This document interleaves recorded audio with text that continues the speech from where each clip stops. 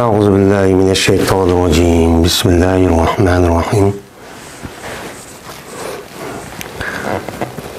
باب صفات الصلاة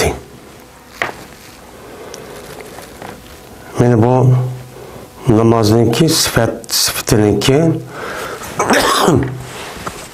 meni babudur bu deydimdi. Şimdi namazniki sıfatı. Şimdi sıfat degen bu yılki vasafa yasipu vasfen sıfatan dep keldi. Esi vasfen sıfatanniki esasmu vasfen bulup yılki vaniki üzünü tağa yütkep anniki bu tağını ahırı ekip sıfatan deydan gep. Vaade yaidu vaaden vaideten. Vasaba yasibu vasfen ve sıfaten degendek. Şimdi sıfat, vasf bu işkelisi ilaki mestar olup her işkelisi ben okşaş bir maniydi.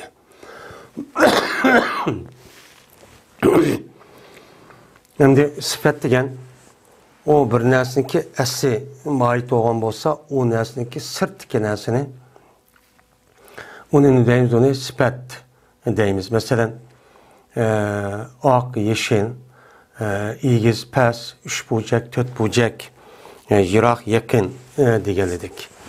Bu sıfat oludu. Hem de bu sıfatlar vasf işkelisindeki işletiş nemisi de ama lügat mənisi her işkelisi okşaş bozma. Lakin bu şu ölümalarımızdaki otursudan bir yani her pendiki ölümalarımızdaki otursuda bu okşamayı dendi. Mesela nehi ölümalarındaki nezdeki sıfat yani şu naat deydi o hem de şu naat diyendiyken yani şu naat yüzü sıfat yüzündeki metbuğu olan mevsupka şekilde yani İrab'da erişidiğin neyse o nemi oludu sıfat boğan buludu. Yani bir sıfat var o sıfatınki nemisi manevi taraftan boğan bir sıfat. Mesela usul fıkhı mütekellim ölümalar diğerledek bununki işletiş nemisi de o başka olan buludu. Anda o andikin mayadaki namazdaki sıfatı. Yani namazdaki sıfatı ki şu namaz da bir mahiyet olan bolsa onu vücut açıkıdığan o manevi yelik nasi olan men eczaları olan o nime o nasi. Yani manevi eczaları olan nasi ki şu sıfattaki üzün namaz. Yani namazdaki o vücut açıkıdığan onunki farz, vacip, sünnet onunki başka mustahab. Yani bu şurada nimeler var, nasiler var bu nime buludu, sıfat oludu. Yani bu sıfat digeldikten hazır ki mayadaki mahiyet başka digelik emez aynı şu. Hem de hazır ki namazdaki sıfatı digen namazdaki yelki sünnet ya ki dememez yani namaz digen bir ibadetindeki mahiyetini vücut açıkladığın şu parçalar. Yani şunun üstüde yani namazdaki farz, vacip, sünnetleri tatif onunki okuduş şekli o kandak. Peygamberimiz sallallahu aleyhi ve sellem men kandak okup belki bergen, kandak dep kösetken men muşun üstüdekinin boğan boludu, babçu bolu dendi. El-Fasıl evvelu an Ebi Hureyre radıyallahu ta'ala anhu enne raculen dehalel mescide ve Resulullah sallallahu aleyhi ve selleme calisun fi nahiyetil mescidi. Fesalla sümme cae feselleme aleyhi fekale lehu Resulullah sallallahu aleyhi ve selleme ve aleyküm selam. İrci fesalli fe inneke lem tusalli. Ferece'e fesalla sümme cae feselleme fekale ve aleykisselam. İrci fesalli fe inneke lem tusalli. Fekale fis salisete ev filleti ba'daha allimni ya Resulallah. Fekale iza kumte ila salati fe esbigil vuzu'e.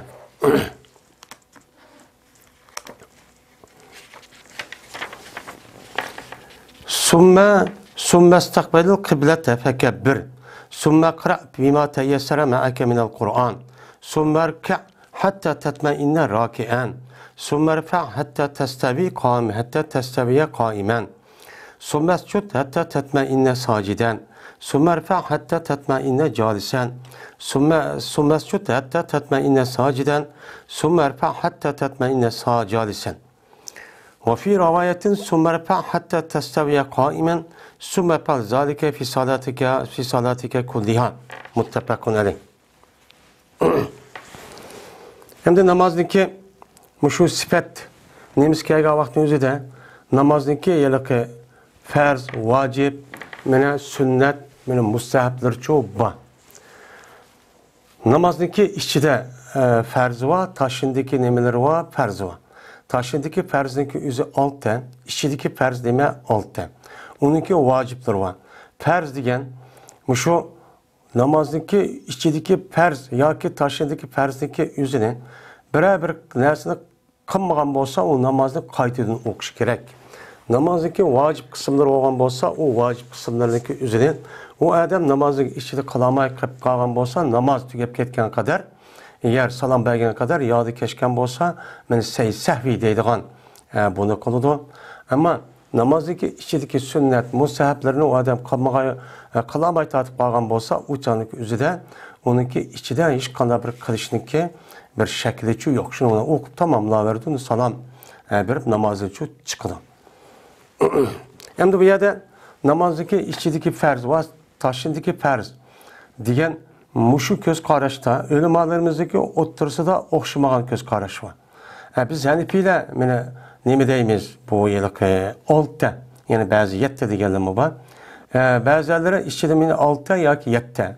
Bunda da karaydı. Kağanlar andaki 7, 8 müşundaq nəsi çox var. Bunu bundaq buluşda her ölümalarımız yüzündeki aşk Kur'an-ı Kerim ve yüzüge yetken yediska asasen şu çan yüzüde nemkan onu berk etken. Bu doğruluk neçkata değil dendi.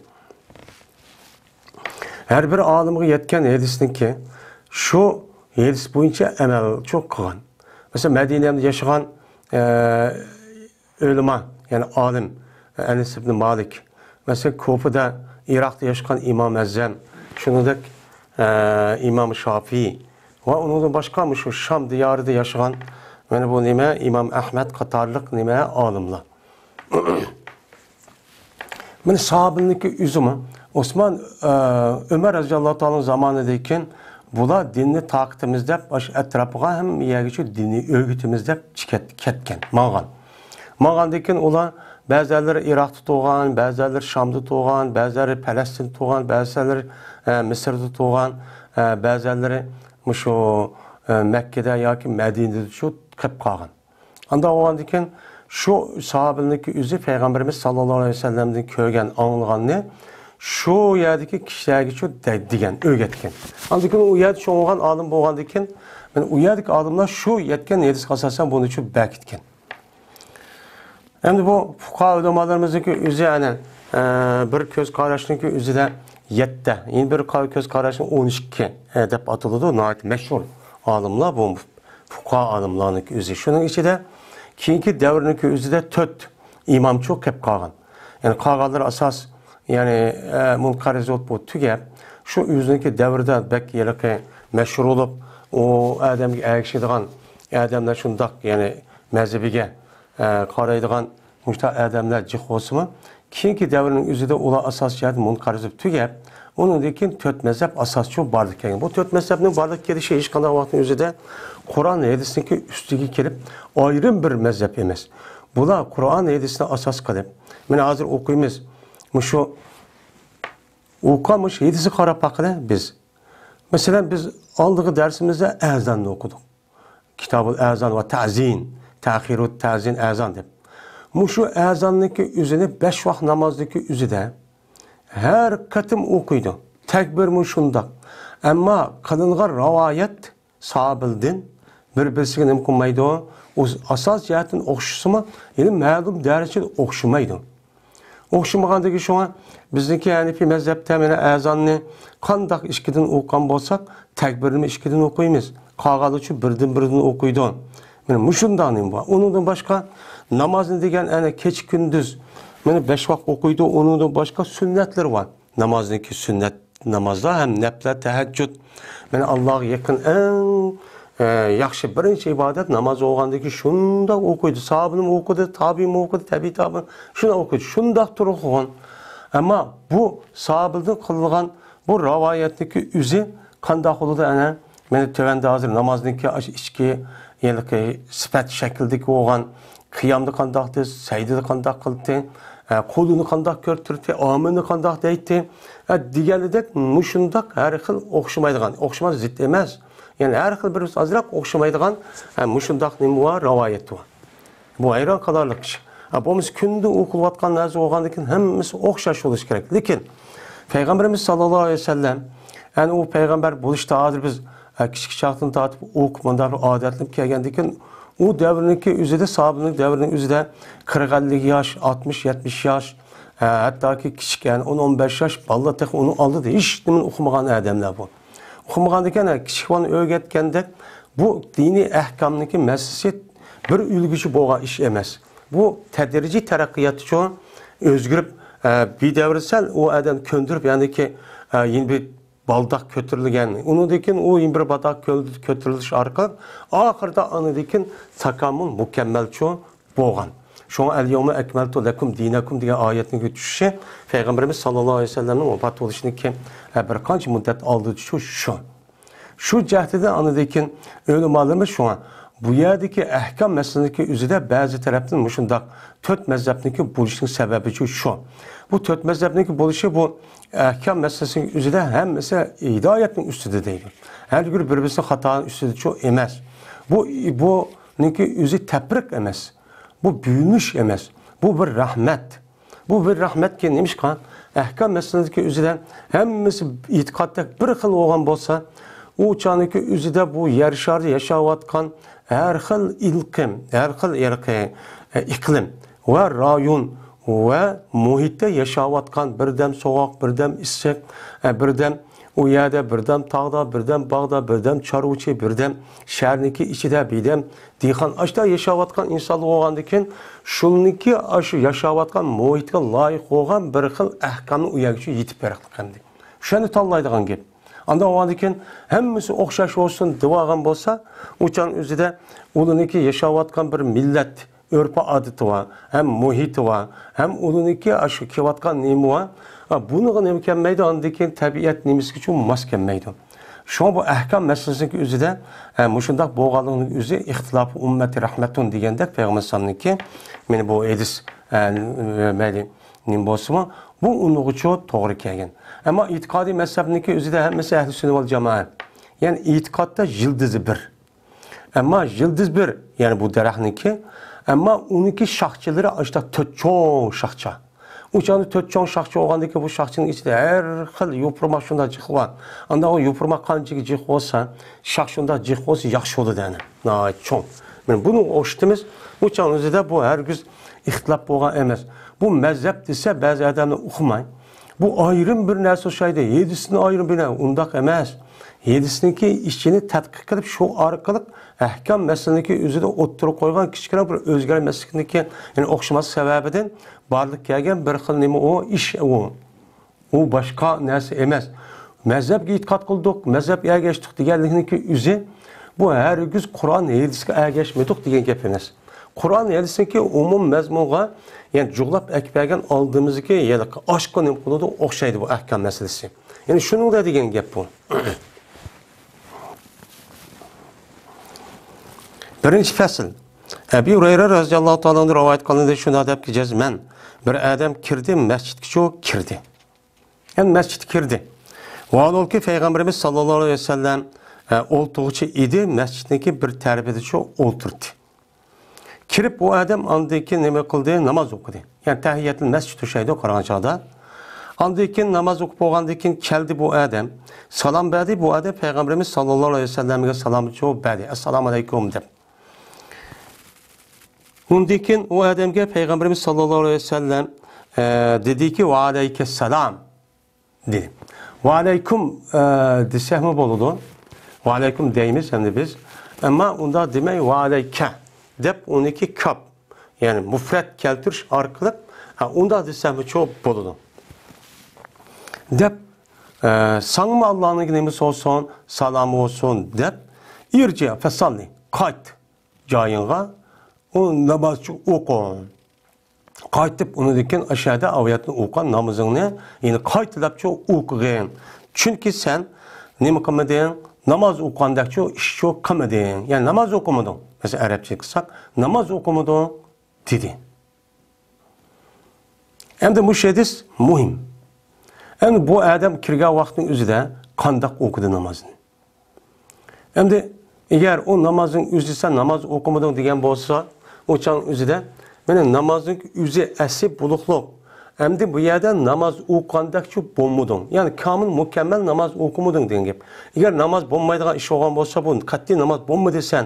Bu boshqalardan jasma o'qi deb uni oxirigacha deb beradigan gap. Şu hadisga asosan ulamolarimiz ya'ni namozdagi ichidagi rukun, farz masalasini o'zida chu ixtilof qilishadi. Andikin o adam qaytgandan keyin namozni qaytib o'qidi. Andikin keldi Payg'ambar sollallohu alayhi vasallam yine salomchi berdi. Salom bergandan keyin Payg'ambar sollallohu dediki: "Va alayhissalom. Qayt, yine namoz o'qi, chunki sen namoz o'qimading." Ya'ni namoz o'qigandakchi bo'lmading. Yani namazı kamil, mükemmel, to'liq bir şekilde çok okumadım dedi. Eğer namaz bu yerde namazniki aslida bo'lmagan bo'lsa, o'changizda bu namoz bo'lmadi, bu namozga undaq bo'lmaydi deb onu qildi. Bu yerda hamdi sen yine qayt namoz o'qimading degan namozni kamil, mükemmel o'qiyamading, to'liq bo'lmadi demoqchi. Ya'ni aslida bo'ldi, to'liq bo'lmadi degan gap. Şu ulamolarimiz bu hadisga tarjima qilishda hem düşünüşte muşundakçı düşünüdü. Ama bununki zahiri qaragan vaqtida sen namaz okumadın degan namaz yok degan gap bo'ldi. Bunu asasen ulamolarimiz şu namazın içindeki rukun qancha bunu tanışıdı. Andaki bu adam 3. yoki 4. kat yoki 3. katımdaki dedi. Ne dedi o adam? Hallimni ya Resulullah. Öğretsin bana ya Resulullah undaq olsa, kamil, mükemmel bo'lgan namozni bana öğretsizlar dedi. Hem de Peygamberimiz sallallahu aleyhi ve sellem'deki birinci katım beni Peygamber köğendikken o adamdaki üzerine o adam namazı to'liq okumagandikken nemi üçün bu Peygamber aleyhissalatu vesselam öğütüş beni dep bir iş bo'lgandikken nemi üçün bunu demeydi dese. Çünkü o adamdaki o'qigan namozniki o'zi boshqa vaqtning o'zidan o'qib odatlangan. Onu bildi, onu ma'lum jihati uchun bildi. Meni bilgandikin bu adam namozga ahamiyat vermagan gap. Ahamiyat vermagandikin rukun, ta'dilul arkan va unini boshqa vojib, sunnatni to'liq bir shaklda o'qib, bu adam odatlanmagan. Odatlanmagandikin birinchi qatimni mundaq o'qitsa yana ahamiyat bermaydi. Ahamiyat bermay yana ashta o'qiyverdi. Shunga Payg'ambar sallam yana kelib ashta degan 3. yani 4. katımda anladıkken bu adam degan andaki nima qildi? O'rgatdiki, namoz endi burun o'qibdi men mundaq bu to'g'ri emaskan deb uniki jiddiy qarab o odamniki ingida namozniki qandoq o'qiydigan shaklni meni o odamning kallasi rasmiy o'rinchi oladi. Shunga andaki boshqalarni o'qiydi. Shunga Payg'ambar alayhisolatu vassalam birinchi qatim bu ishni undaqcha demagan.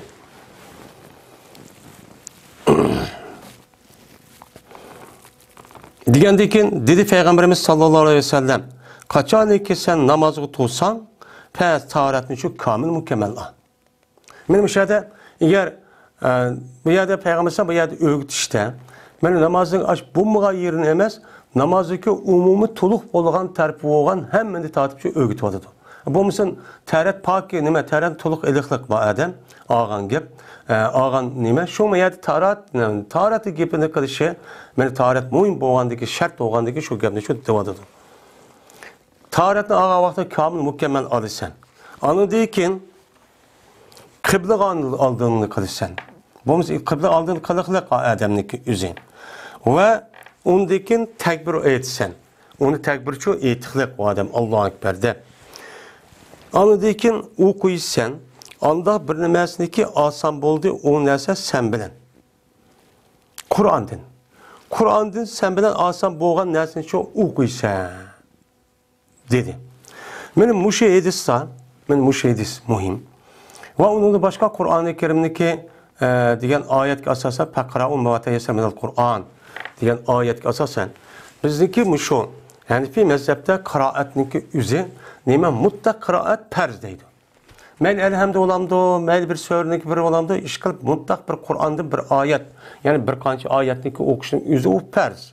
Ammo o yelki sura Fatiha bilan nimani sura qo'shishning o'zi ayrim bir nima o vojib.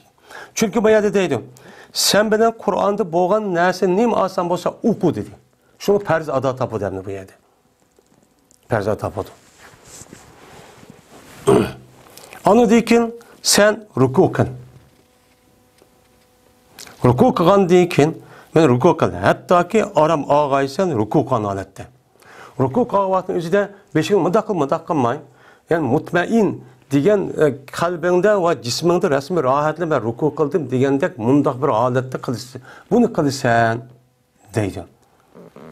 Anladığı keyin ko'targinsan beshingni, hattoki mena tuz o'g'aysan ört tuğan adette. Mene semiyallahu demen hamide dep, mene beşini götürürsen kötüye vaxtı tüp düz çok bolursan.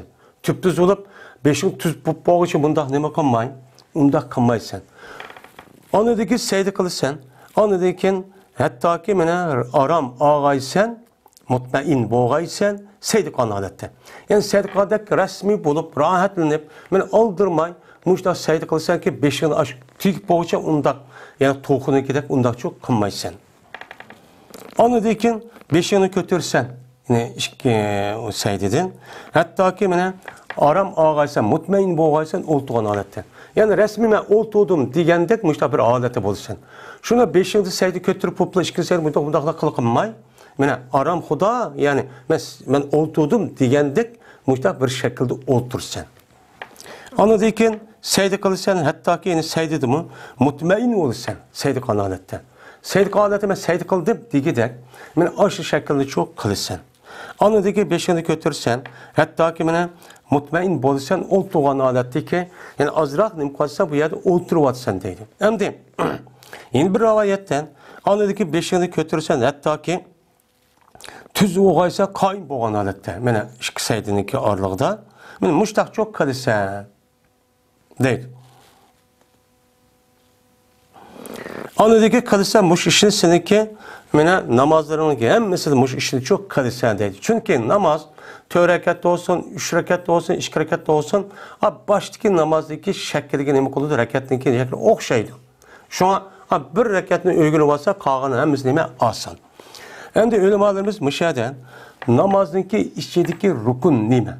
Muşnun üstüde çoğu asas kalıdır. Onun başka yedisi daha var. Şu an bazı ulemalarımız tadilul erkan. Bu yerde kavmet deydi yani semiyallahu demen hamide diye vaxtın özüden bana ravurs turuş. Bu bazı ulemalarımızdaki köz karışça bu vacip. Eğer o adam semiyallahu demen hamide dep tik bidem truvetip Rabbana lekele hem dep uçağının üzerinde undak kılmay, samiyalımdak mundak kıp okuyuyorsa o namaz bana naks namaz olup vacibini terk etken namaz olduğu deydi. Bunda deydi. Ama biz ne mi deyimiz İmam Ezzem bu tadil erkanındaki üzerine ne mi demeydi onu vacip demeydi. O üstüne sünnet. Çünkü Kur'an-ı Kerim'de varka'u vascudu diye ayet var. Ruku kılına secde kılmalı dedi. Yani ruku kılına inişini diyen gep, secde kılına baş koyunu diyen gep. Bu yerde bir edep şundan inişse, şundan baş koysa uçağında rukudun ibaret olan, secdeden ibaret olan bu nesli çıkıdı deydi. Bazı ulemalar, yani şu katada İmam Ebu Yusuf, İmam Muhammed Mubbamı, İmam Şafii katarlık alimler bu tadidil erkan. Yani semiyallahu demene rukuda resmi ruku kandek şu şahadeti turuş. Onun deyken semiyallahu demene hamide de gavata uçanı kavmet deydi uçanı turuş. Onun deyken seydi kavata üzerinde seydi kıldım de beşini resmi bir tok tutup turuş. Onun deyki işki seydindeki altıda, arlıqda, yani aşında, yani aramxıda, yani ben olturdum degендek müşündak bir rahat bir şekilde oturursan ibaret olan bu nesinin üzeri, benim namazın nemesi deydi vacipleri, hatta ki perdeleri deydi. Bazı ölümler perz deydi. Eğer aşında kılmışsa namaz emesseydi. Anda o anıkin namazın bunda bir şekil cihette doğrumacıl şekilde okuşku bulmaydı. Bu iş ne diyecek? Bu bazı adamlar namazını iştik okuyduğun. Aşında sayıda kısmı müştak kılıp, sayıda oku kısmı müştak kılıp bu namaz bulmaydı. Çünkü Peygamber sallam ne dedi bu yerde? Bu namaz bo'lmaydi, ta'dil erkanın bo'lmaydi degan gap. Qolgan mesela quloq qoqdi, bir qiraat o'qidi, zodi uni bildi. Ammo bu yerda ruku bilan sajdadanki ichida bo'ladigan ishlar bu yerda to'liq qilmadi u odam. Yangi o'qigan odam ishtah qildi-da, endi o'qimagandagi mushtaq qilibdilar.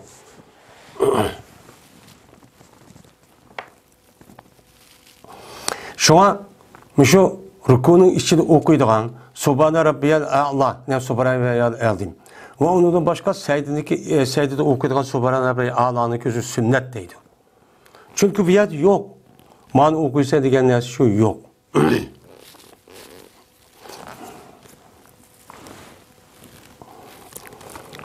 Ve Ayşe'te münakibde aldığını kılışma. Zaten rukunu pers.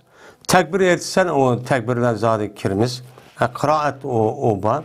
Kıyam zaten ba. Yani namazın içindeki sifat yani. Perz olan da vacip hemen müştak öğüt vadı demdi.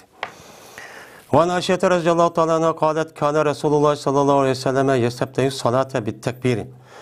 Vel kıraati bi elhamdülillahi rabbil alemin.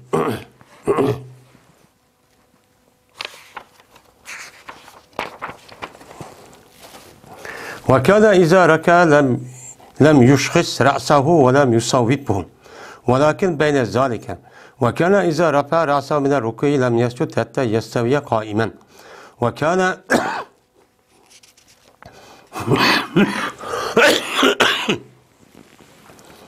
وكان إذا رفع رأسه من السجدة لم يسجد حتى يستوي جالسا وكان يقول في كل ركعتين التحيات التحيات وكان يفرش رجله اليسرى وينصب رجله اليمنى وكان ينهى عن عقبة الشيطان وينهى أن يفترش الرجل ذراعيه افتراش السبع وكان يختم الصلاة بالتسليم رواه مسلم. Ayşe radıyallahu ta'ala'nın rivayet kılındı dedi olan Ayşe.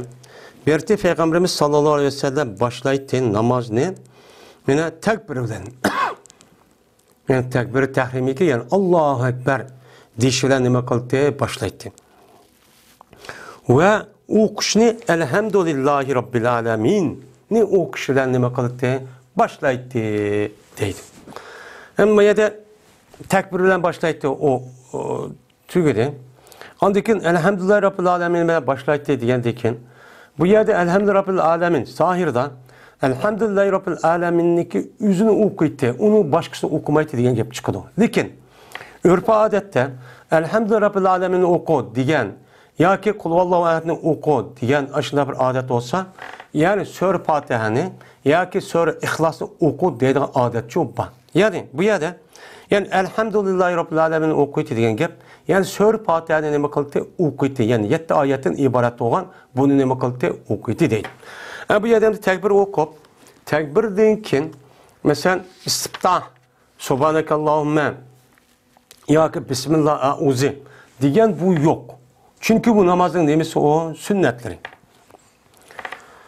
Şimdi benim şu rivayetlerine sahabe depbergen sahabım toluk bir şekilde resmi bunda bir demeklik çünkü ayada şu sorgan ya ki şu yerdeki adamlarga qarab qaysi muhim bo'lsa şunu degan gap. Yani o yani ahvalga qarab ular endi subhana ya ki istiftah subhanakallahumma a'uz billahi bismillah o'qish o odat. Lekin qiraat qilish, takbir qilishdan iborat bo'lgan bu narsa muhim bo'lgan ekan, bunaga uchun ahamiyat bermagan. Shu buni uchun deb alaydi, shu buni deydi hamdi. Va berti Peygamberimiz sallallohu alayhi vasallam qachon ruku qilsa, meni qanday qilmaydi? Meni ko'tarmaydi Peygamberim yüzdeki beşini. Ashqasa yushqisu deydi o'zi irpa, yani Rabbi ma'nosi bo'lgan narsa shu o. Yani ruku qilvaqti yüzün beşini pek ko'tarmaydi. Kötürüp bundak dik yüzümü dağılıp bundak çok kımmaydı. Beni pesme kımmaydı Peygamberimiz bu başını. Bundak mı çok kımmaydı. Muşu ruku kavvahdaki yüzüdeki muşu adet pek mühim.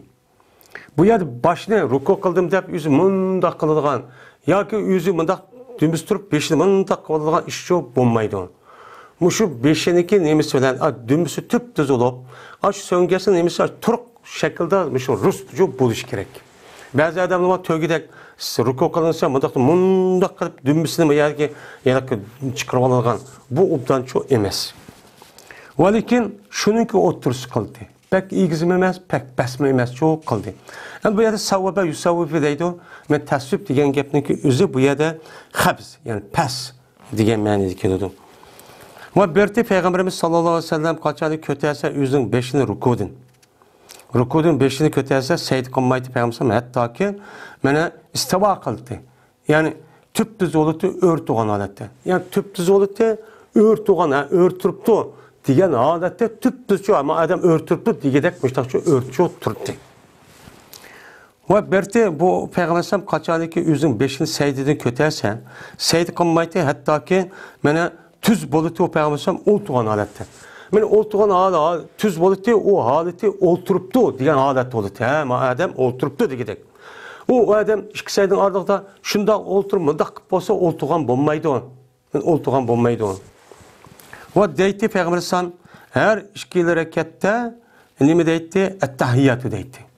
Yani ikki rakat o'qib, undan keyin nimani o'qiydi? At-tahiyyatni uchun o'qiydi. Bu namoz, yani bu şekil ikki rakat namoz. Va berdi Payg'ambarimiz sallallohu alayhi vasallam yaytdi. O'ziniki ikki putiniki meni barmoqlarniki etrafını kıble tarafga yaytdi. Yani kıble tarafga nima qildi? İftirash degan bundoq nimani yayganligini iftirash deydi. O'ziniki ikki putiniki barmoqlarini kıble tarafga yeyib, kıble tarafga o'ltirib qartdi. Deydi. Şuna amal va namozdagi o'zida har qanday a'zolarimiz imkon bor kıble tarafga qartishimiz kerak. Bu pek muhim endi. Ve kaçaniki oltursa ikki rakatda olturdi mana Payg'ambar sallam o'zidagi sol putiniki ustida olturdi va o'ng putini tishlaydi. Sol putiniki ustida bizning hozir o'ltirganda Hanifiy mazhabidagidek sol putiniki ustida mana o'ltirib ma o'ng putimizni mundaqcha tishlaydi. Tiklab mana barmog'iniki o'zini qibla tarafga qo'ydi. Va kaçaniki oltursa rakat oxirida mana 2-4 rakat namoz o'qisa, 2 rakatniki o'qib bo'lgandan keyin tashahhud va buni da ishta qildi. Ammo 3 rakat yoki 4 rakat namoz o'qib qolsa, o'shan o'zida rakat oxirida o'ltirsa, mana ilgari qildi, o'ziniki sol putini. Va tishlaydi, yana bir putini tishlaydi deydi. Va o'ltirdi Payg'ambar o'ziniki so'ngashga o'ltiradigan joyi bo'lgan maq'at. Ashning ustiga nima qildi? O'ltirdi deydi. Endi bu namazda o'ltirgan vaqtniki o'zida bu yerda ikki xil o'ltirish bor yoki uch xil desak ham bo'ladi. Buni da birisi bizniki hozir Hanifiy mazhab asos qilgan mana sol putniki ustida o'ltirib o'ng putni muddat tiklash. Yana birisiga so'ngashda o'ltirib ikki putni o'ng tarafdan chiqarib o'ltirish. Bu nima o? Tabarruk, ya'ni nima deydi? Bu ishniki o'zini o'ltirganlikniki o'zini varak, tabarruk, varak deydi. Yani so'ngashda yoki choplab o'ltirib ikki putini mundaq chiqarib oladigan. Bu Maliki mazhabniki asos qiladi. Shoma Shimoliy Afrikadagi agar haramga uyabaga berib qolsangiz ko'rishingiz mumkin, ko'rgansizlar balkim. Buniki tashahhud o'ltirgan vaqtning o'zida shoma ikki putni chiqarib so'ngashda o'ltiradigan ashundaq kishilar bor. Masalan, şu Liviya, Jazoir, Mag'ribiston şu tarafda kelganlar ashtaqcha o'ltirdi. Biz şu rasmiy yugurib o'ltirib, ikki putimizni bir sol putning ustiga o'ltirib, bir o'ng putimizni tishlabcha o'ltiribmiz bu hadisga asosan. Wa ibn Umar radhiyallohu ta'ala anhu qala Rasululloh sallallohu alayhi vasallam kana yarfa'u yadayhi hizba min kabayhi idza iftataha salatan. وإذا كبر للركوع وإذا رفع رأسه من الركوع ورفعهما كذلك وقال سمع الله لمن حمده ربنا لك الحمد. İbn Ömer radıyallahu ta'ala rivayet kılındı. Dedi şuna da diyeceğiz ben Peygamberimiz sallallahu aleyhi ve sellem bertik kötürtü yüzün iki kolunu mene yüzündeki müyürsigiçilik hizbe degen beraber yüzündeki iki müyürüsündeki berabergiçilik ne kıldı kötürtü kaçan iken namaz ne kılsa assa yani namazı başlasa namaz başka vakit yüzde yüzün iki kolunu mu şu iki müyürüsüge beraber kayışmındakla çok kötürttü. Ve kaçanıken tekbir etse Peygambersem rukuğa ve kaçanıki kötü etse Peygambersem yüzün beşini rukuğuden mene kandak kıldı kötürttü Peygambersem şu iki kolunu şunu oşaş. Yani mürük olsa şu kötürttü. Yani ruku kılga vakti yüzde Allahu Ekber diye vakti yeni başında kıldı. Yani rukuğun beşini kötü vakti yeni başında çok kıldı. Ve deytti Peygamberimiz sallallahu aleyhi ve sellem rukuğun baş kötü vakti yüzden Semiyallahu limen hamide Rabbena lekel hamd deytti. Deydemdi. Hem de bu hadiste mene rivayetçi olmuş. Bizdeki Hanefi mezhepte namaz okuşumuz şekli fakat kolunu kötürüş aşı yani birinci katım yani tekbir iftitah yani tekbir tehrimi kavakti üzerinde şu çağda kötürümüz. Kötüye kavakti üzerinde şu kolumuzdaki beraberge ama barmak doğru çok kelkelidir. Şu şekilde ne kılırız kötürümüz. Bunda çok emez. Hem de bunda kötürdü geldiğimiz çok var. Bu kim o? İmam Şafii, İmam Ahmet Katarlık nemene, Katarlık alımlar. Hem de bizden mi? Ben tövende değildi, onun karta nemimiz var, delilimiz var. Hem bunun müştahlimiz var, delil var. Yeni birisi, ma İmam-ı Beğvi diyen alımdaki üzü bu Şafii mezhep. Şafii mezhep oğandaki ehkam meselesindeki üzü de, anda oğandaki bu adam yüzdeki aş mezhebine ne kıldırarak, yedisini çıkarak çok keltirdi. Ama kara baksak hazır. Benim müşehidisi çıkanı. Mürsi kata kötürttü. Yani ruku kavakta, rukuda baş kötüye kavakta müşehidak kıldı dedi. Şu an bazı yerdeki ben insanların körümüz aşında ruku müşehidak kıldığın gibi bizim Uygurluğun işlemi bu umumlaşıp ketken iş bu. Hem de Peygamber deydi Semiyallahu limen hamide. Yani anladı Allah anda bir kişideki hamd etti o Allah'a. Yani hem detkan kişini Allah neme kıldı, icabet kıldı. Yani anladı diyen gep ne diyen gep. Az yukarıda elhamdülillah Rabbil Alemin deyip Allah'a hamd edip, sana etip, onu da dua kılıp, ihtida sıratal müstakim deyip, diyelim ki, nesta'in dedi, ihtida sıratal müstakim deyip dua kıldı, ve onu da başka, ben ayet okupas, onun dua var. Ben şundak vaktin üzerinde, bu gepnin üzerinde Allah neme kıldı, hey benden, ben anladı. Senin duayını anladı diyen gep. Bu Semiyallahu demen emrinin manisi şu. İcabet kıldı diyen gep yani. Anlı diyen gep ne kıldı? İcabet kıldı. Neymişsen şu duayındaki üzerine bile kubul kıpmine icabet makul diyen gep. Rabbena lekel hamd. Hem de Rabbena lekel hamd deyişindeki üzerinde bazı rivayetler Rabbena ve lekel hamd müba. Ama biz ne okuyumuz? Rabbena lekel hamd hep okuyumuz. Bu rivayet müba Rabbena ve lekel hamd diyen ayet müba. Anda o andakin bununki mensi hey biz Rabbimiz sili üçün bolsun, sili güdür nime hamd. Anda bizim duayımızın icabet kıpla ya Allah'ım şu kan duayımızın yani şu kıyamda tuğan vakti kan dua muşne kıpla. Anda oğandaki silige muşu duayımızın icabet kanı asasen hamd sanalar sili gücü bolsun. Hey Rabbimiz diyen gibi bu canlık yüzüde. Hem de Rabbena ve lekel hamd diyen vaktin yüzüde Rabbena ya Rabbena diyen gibi bu Rabbe diyen munada ana nağa izafet oldu, o mensup oldu şu an. Rabbena da bize okudu. Hem de وَلَكَ الْحَمْدِ diye vakti lâke diyen haber mukaddem elhamdü mubtay muakhar. Sen üçün dur hem diyen gep oldu. Hem bu yada vakıya vakti bazı ölümanlar bu yada ziyade deydi. Bazılar yukarıdaki nimege o yada mehzup. Hey Rabbimiz bizim duayımızı icabet kısa ve manda kıpesa ve silgi çoğu hem de olsun diyen gep oldu deydemdi. Ve berti Peygamberimiz sallallahu aleyhi ve sellem kılmaydı bu işini. Yani kolunu kötürüdüğün işini seydi kılmaydı. Seydi kavaktan yine beşli kolunu kötürüp, yine seydi beşini kötüye kavaktan bu kolunu kötürüdüğün iş yok kılmaydı. Bazı alımlarının ki değişeceğinin muşunda kıldığı iş mi bu? Yani seydi kavaktan yine bir kata kolunu kötürüp, seydinin beşli kötüye kavaktan yine kolunu kötürüdüğün muşunda iş yok. Bu katada mı? Yine yedisi çok bu. Yani mutlaka kılına değil. وعن نافع رضي الله تعالى عنه أن ابن عمر رضي الله تعالى عنه أنهما كان إذا دخل في الصلاة كبر ورفع يديه وإذا ركع رفع يديه وإذا قال سمع الله لمن حمده رفع يديه وإذا قام من الركعتين رفع يديه ورفع ذلك ابن عمر إلى النبي صلى الله عليه وسلم رواه البخاري. Nafi'de rivayet kılındı. Şuna da ki cezmen İbn Ömer radıyallahu ta'ala anhuma berti kaçaniki kirse namaz var. Tekbir etti. Yani tekbir tehrime hem adamın rivayeti de ba. Bu şu perz, rukun. Ve kötürtü Peygamber Aleyhisselatü Vesselam İbn Ömer yüzün iki kolunu. İki kolunu kötürtü ve kaçan ki ruku okusa hem iki kolunu kötürtü. Yani yukarı rivayet kasasen. Ve kaçan ki dese Semiyallahu limen hamide dese yeni şu vakti yüzün iki kolunu kötürtü. Ve kaçan ki tuğsa ikinci rekattin. Yani üç rekat ya 4 rekat namaz okup kalgan olsa teşahhüdünü okup olgan dikin etteyyatını yine iki rekattin kopka vaktinde yine Allahu Ekber de kolunu kötürüp müştak çok kalıttı. Deydi. Ve kötüdi bu hadisini İbn Ömer Peygamber Aleyhisselatü Vesselam kötüdi ki hadis merpo.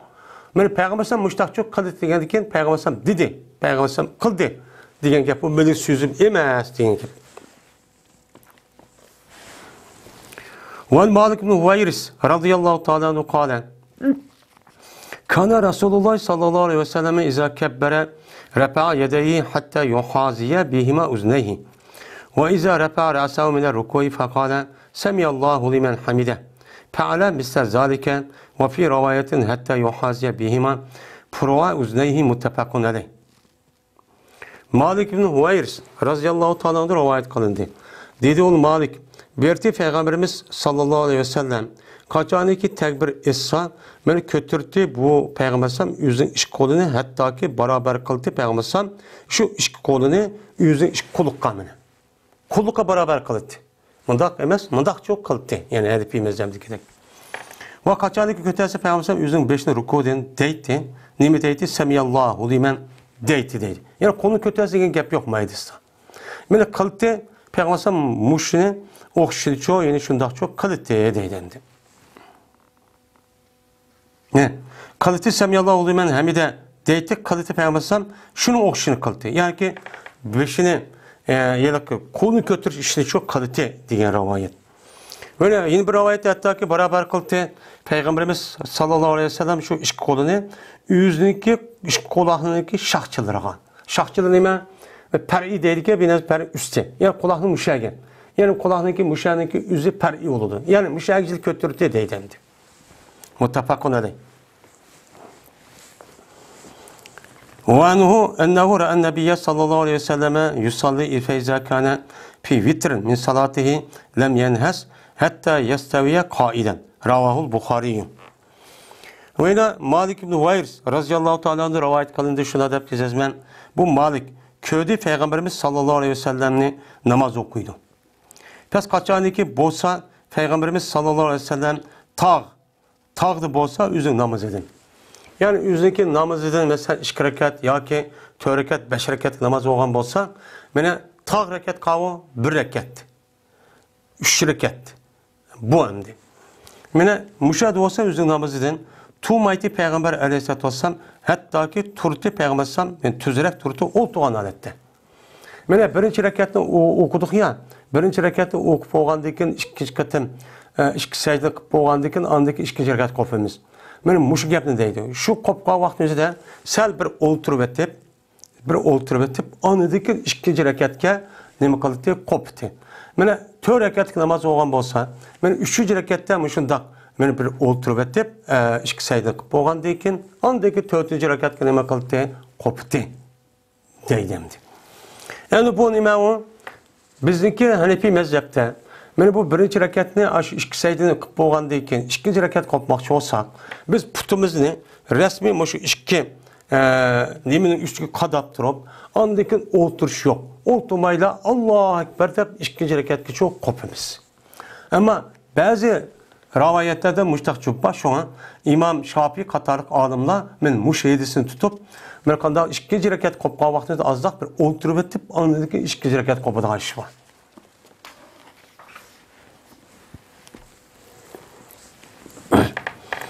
Van Vail ibn Hucrin radıyallahu ta'ala anhum ennehu ra'en nebiyye sallallahu aleyhi ve sellem refa yedeyi hayne dehale fi salati kebbere sümmel tahape bisawbihi sümme vada yedahul yumna alel yusra felemma arade en yerke ahrece yedeyhi mines sawbi sümme refa'ahuma ve kebbere ferefa'a felemma kâle semiyallahu limen hamide refa'a yedeyhi felemma secede beyne keppeyhi ravahu muslimun. Vail ibn Hujr radıyallahu ta'ala rivayet kılındı şuna dep ki cezmen bu adam köydü peygamberimiz sallallahu aleyhi ve sellemni kötədi özün iş kolunu ol bir zamandaki kirdi namazga. Namazı kirga vaxtın özüde özün iş kolunu çok kötədi. Men tekbir etti kötürüp Allahu Ekber dedi. Allahu Ekber degəndikən andaki yögəndi peygamberimiz sallallahu aleyhi ve sellem özünki kim geçiyor yögəndi. Men Allahu Ekber dep ma kimin apırıp mındaqço yögünüp ço müştaqqıldı. Yögəndikən anıdaki koydu peygamber aleyhissalatü vesselam yüzdeki 10 kolunu yüzün sol kolunun üstüge. Benim müştakço koydu. Koydu deydi on. O vaxtdaki iradı kuvveti şukur, rukukay. Yani de kıraat kıldı yani rukuk kılışı iradı kuvveti. Çıkardı peygamber sallam yüzün iki kolunu kimdin? Kimdin ne mi kıldı yani de mıdak okuptu da okumadak andayken kimdin çıkarıp kıldı. Andayken peygamberimiz sallallahu aleyhi ve sellem beni kötüydi peygamber sallam yüzün iki kolunu. Yani Allahu Ekber deydi o rukuk kıldı. Ve tekbir etti andaki rukucu kıldı. Biz ondan kadar ruku kavakta kolu kötüyemeydiğini bulduk. Ondaki o vakittaki devidi Semiyallahu limen hamide devidi kötüydi peygamber sallam yine iş kolunu yine kötüydi. Seydi kıldı peygamber sallam yüzün iki alkanınki nemesi gelen otursu var. İşki alkanın otursu var. İşki alkan otur oldu seydi kılgan yer. Manda hum bombaydı, manda hum bombaydı. Otur çok kalemiz. Şimdi bu yerde mene yüzdeki bu şu kıyamda toğa vaxtın özü de kıraat kıyam toğa vaxtın özü de 10 kolunu sol kolunun üstü koyup müştakçı oturumuz kindinin tektige. Bu Hanefi mezhebindeki nemisi o köz karşı. Yani fikir nemide. Ama bazıları köksün üstü koydu. Bunun kartayım rivayeti var. Bizim kartayım de çoğu rivayeti var. Ama İmam Malik'ninki de bunda koymay bu kıyamda toğa vaxtı iş konu taşmadı. Taşta başta örtürüp kıraat kıldı. Şu an Şimali Afrika'daki Maliki mezhepteki şu yerdeki insanlar küpünce kolu iki taraf taş vetip müştakçı namaz okuydu. Bizimki de mındak çok kılmaydı ya mındak kılmaydı.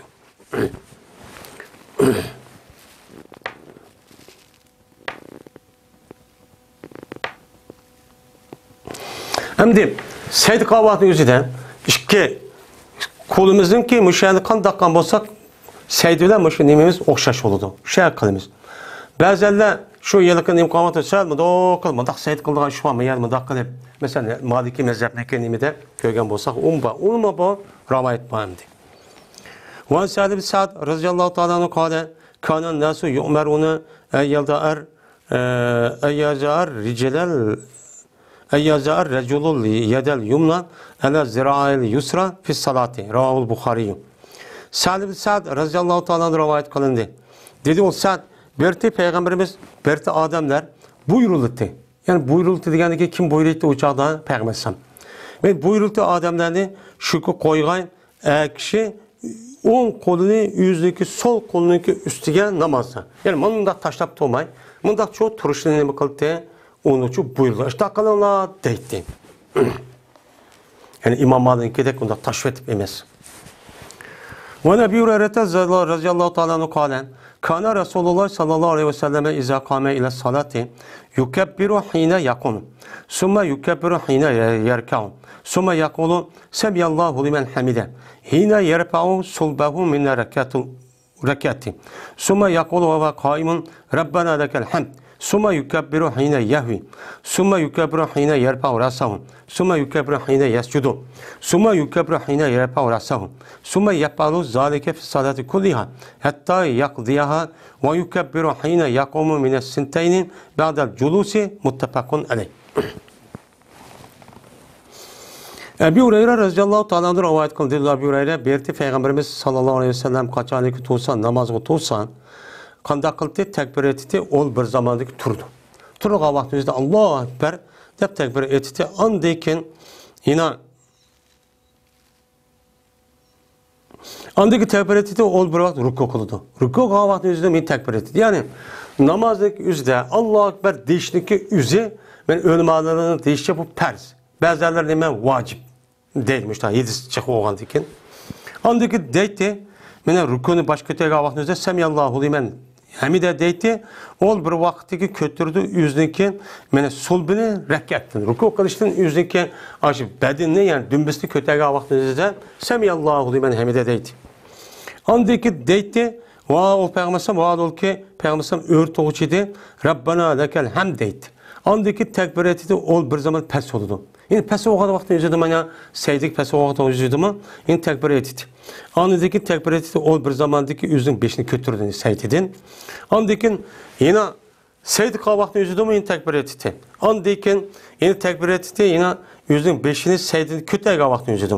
Andaki qildi oshni namozning hammasi qildi hattoki tugatgan Peygamber namozni. Tügek ketkanlar müştak çok kılıktı. Ve tekbir etti ol bir zamandaki turdu mene ikinci rekattin. 4 rekat ya 3 rekat namazı olan bolsa men ikinci rekattin turdu. Ol tuğandayken mene olturup yani etteyyatını ok boğandayken neme kıldı? Müştak çok koptu dedi deydimdi.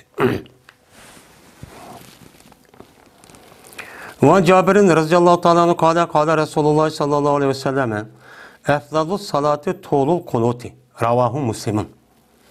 Cabir radıyallahu ta'ala rivayet kılındı. Mene dedi Cabir, dedi Peygamberimiz sallallahu aleyhi ve sellem, namazdaki en yaxşısı kunutni uzun kılıştır. Dedi. Yani kunut degen gapniki özüde bir qancha ma'nosi var.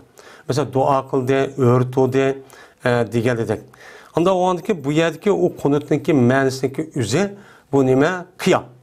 Yani örtü dediğin gibi. Yani namazdaki en katlısı neymi turuş? Kıyamlı turuş. Kıyamlı uzun kılış bu namazın işçideki kalan işladığımı bek bu neymi o katlı iş bu deydim.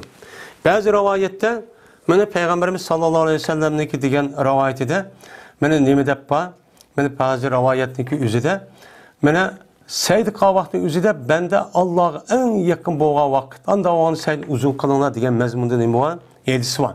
Yani bu çoğu diyen vaxtın özü de ben o için şundak. Lakin ölümanlar kıyamda uzun kılıştı bu yani nait ebzeldeydi.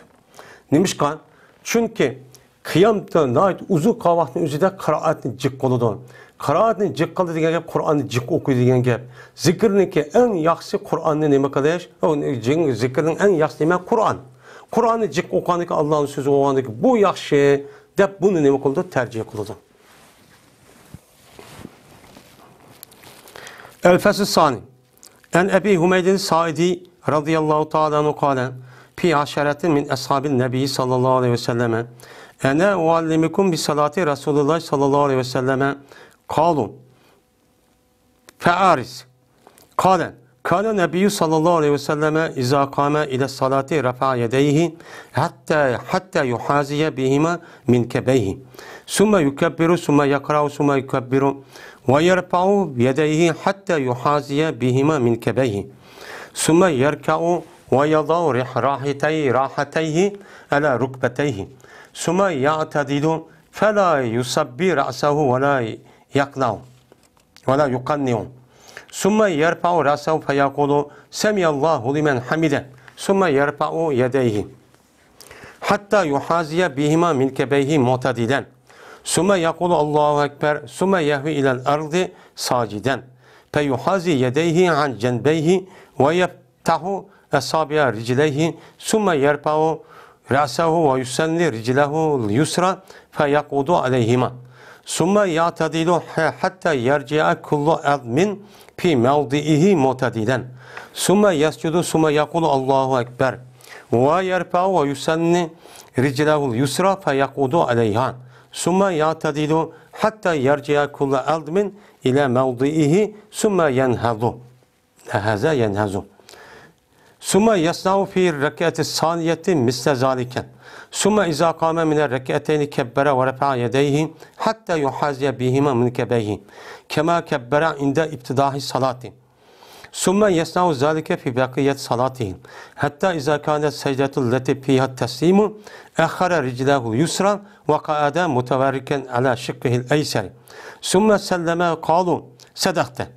هكذا كان يصلي رواه أبو داود والدارمي وروى الترمذي وابن ماجة معناه وقال الترمذي هذا حديث حسن صحيح. İkinci fasıl. Ebi Hümeyd'in Saidi radıyallahu ta'ala'ndan rivayet kılındı. Dedi oğul Ebi Hümeyd, Peygamberimiz sallallahu aleyhi ve sellem'in ashablarından boğan 10 adamın işitici şundak dedi. Ne mi dedi? Ene a'lamukum bi salati Resulullah dedi. Men sizninki en bilgücürağı durum men Peygamberimiz sallallahu aleyhi ve sellem'in namazı dedi. Peygamberimiz sallallahu aleyhi ve sellem'in namazını men sildim bekrek bildiğin kişi men dedi. Degandeki dediler ular Paris'dan da olsun. To'g'ri qilib bak. Ya'ni biz uchun o'qib bak emas unda bo'lsa. To'g'ri qil degandan unda biz ko'rsat demak, ya'ni ko'rsat bak degan gap. Degandan dedi Ebi Hümeyd, berti Peygamberimiz sallallahu aleyhi ve sellem qachoniki to'sa namoz qilgan, ko'tirdi o'zining ish qo'lini hattoki barobar qildi, shu ish qo'lini o'zining ishki mo'risiga. Ondan takbir aytdi, ondan o'qiydi, ondan takbir aytdi va kötürte yüzün iş kolunu hatta ki beraber kıldığı şu konu yüzün mürüsüge. Yani ruku kıldı gap. O andayken ruku kıldı ve koydu yüzün işki alkanını yüzün işki tizinin üstüge. Yüzün alkanını ki yelik ama alkanını ama tizinin üstü tutup çınıtla aşağıya çok koydu. Aşağıya koydu. Bunda sangılmaydı demekçi. Ruku kavadı kolumda sangılıp demez. İş kolda o tizini resmi tutup müştah çok kıldı. Andayken mene tüz kıltı peygambersam, tüz oldu, muhtadil, yani tüp tüz oldu. Pes, mene pes mi kılmaydı, yüzün beşine pes mi kılmaydı ve ilgiz mi çok kılmaydı değil. Sabba yüsabbi diyen, yani pes, sabi diyen kişi var, yani kişi var, akı, yani bundak emez. Yani pes kılmaydı ve üstüme çok, mundak mı çok kılmaydı. Andaki kötürtü yüzün beşine ve deydi, Semiyallahu limen hamide. Deyt. Andaki kötürtü yüzün iş kolunu hatta ki beraber kıldı şu iş kolunu yüzün işki mürüsge mene mutedil tüz olan aleti ço müştakço beraber kılıp andaki Semiyallahu limen derdi deyt. Andaki deyti Allahu Ekber deyt. Andaki Allahu Ekber de sen Rabbena lekelem dep boğandaki emdi ruku seydi kılış için pes oliti ziminga seydi kan alette pes oliti.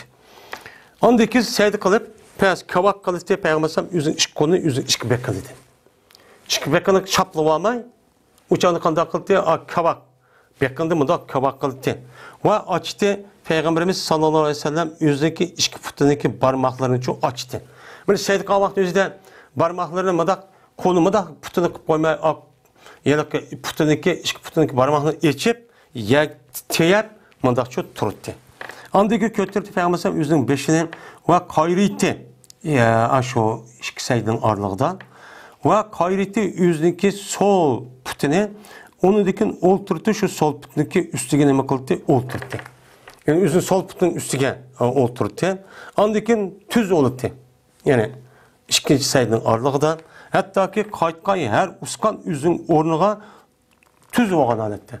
Her uskan yerken yüzündeki oltuğa alette bir turduğun bir haleti var. Şöyle kayıtkanda işte olturdu. Seydi kıpla beşini kötürüpla ikinci katta seydi onda çok mağmaydı. Anadaki seydi kıldı andaki deydi. Deydi Allahu Ekber çok deydi. Ve kötürtü Peygamberimiz sallallahu aleyhi ve sellem yüzün beşini ve mene tikleydi yüzün sol putunu onudaki onu çok olturdu andaki mutadil oldu. Hatta ki kayıtkayı her uskan yüzün ornuğa. Anadaki çok koptu. Andaki koptu ikinci rekatken. Andaki kalite ikinci rekatte birinci rekatın okşunu çok kalite dedi. Andaki kaçanı kopsa Peygamberim ikinci rekattin üçüncü rekatke kopsa tekbir etti ve yüzün iş konu yeni şücaat götürdükken. Hatta ki beraber kıldı Peygamberim şu iş konunu yüzün işki mürüsüge. Dok götürdükken ikinci şu üçüncü rekat kopma vaktimizde etteyyat okup olup kandaki tekbir etti benim namazın başlayan vaktimizde. Andaki kalite Peygamberim aş işini yüzün namazın kalkını çok aş işini çok kalite dedi. Hatta vaktiki bolsa bir seydiki o seydede bağlıdır teslim. Yani salam verdiğin bir seydede yani üçüncü rekat ya ki dördüncü rekat oldu gandi. Yani namazşam namazı, vitir namazı, üç rekat oldu yani kalkan namaz değil mi? Dört rekat mesela namazı yapıptın. Pişin. Men şu vaqtda bo'lgan vaqtda mana eng oxiri qadi oxir degan gap. Mana keyin qildi o'ziki sol putini. Va o'ltirdi sol putni keyin qildi, ya'ni sol putni o'zining o'ng putlab qo'yib kayniga chiqirdi ekan.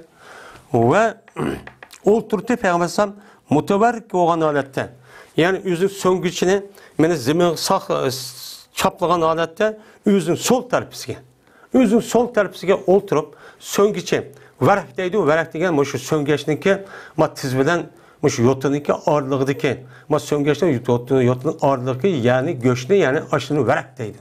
Yani aşağıda zemin baş ne kadar ya da çaplap aşının üstüge oturttu uçağını söngeçte olturmaydı deydi hem de. Ondik salam berdi deydi o deydi. Bu İmam Malik'teki mezhebide aşağı oturmazıydı. Dediler o 10 sahabe vay rast ettin dedi. Rast ettin muşna oşaş berdi Peygamber sallam namaz okuydu. Peygamber sallam muştaq dedi. Men bu hadisi Abu Davud Darimi rivayet kıldı, rivayet kıldı İmam Tirmizi, İbn Majah bunun mealisi. Ve dedi İmam Tirmizi, men bu hadis hasan sahih dedi. Ve in bir rivayette İmam Abu Davud üçün Badur Ebi Humayt'ninki hadisidir. Andaki ruku kalite, ruku kavantuzu kötürte, mene yüzün iş kolunu. Mene ruku kavatta yüzün.